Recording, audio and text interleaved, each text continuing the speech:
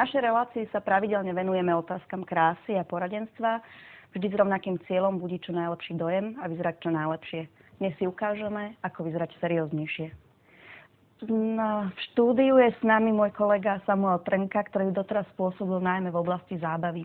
Rád by rozšíril svoje pole pôsobnosti i o serióznejší typ spravodajstva a my si dnes ukážeme, ako na to. Samuel má pomerne dobrý typ pleti, majú kvalitnú, ale odporúčala by som mu začať používať krémy proti vráskam, najmä v oblasti očí, pretože sa mu objavujú prvé vrásky smiechu. Čo má problém, a to mám aj ja, je problém s chodkami na tvári. Tu by som odporúčala depiláciu voskom, najmä v oblasti líc, aby vynikli kontúry tváre. Pri zmene imidžu je dôležité si ujasniť, čo je našim cieľom, kto je našim vzorom. Samko, tebe sa ktorý typ mužov páči? Hudák. V tom prípade budeme skracovať a trošku brúšákovať.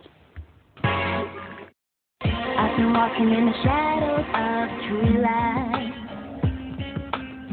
I've been running in a race just to win.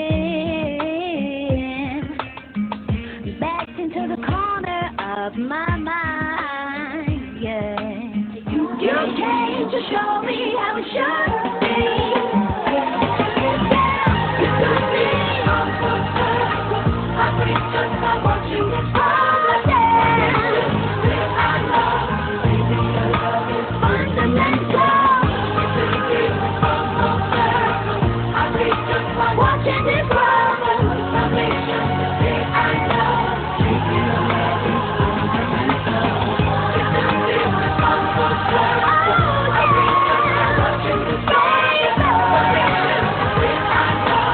Baby, your love is fundamental. It's a different comfort circle. I reach up and watching it grow.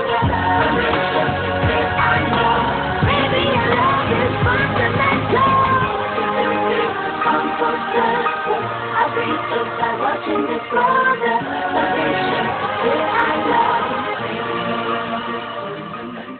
Samko je tak ako mnohé z nás vyznávačom ležérnej módy. Tej sa nemusíme úplne vzdávať, stačí trička vymeniť za košele. V samovom prípade by som volila farby ako hnedá, šedá a modrá.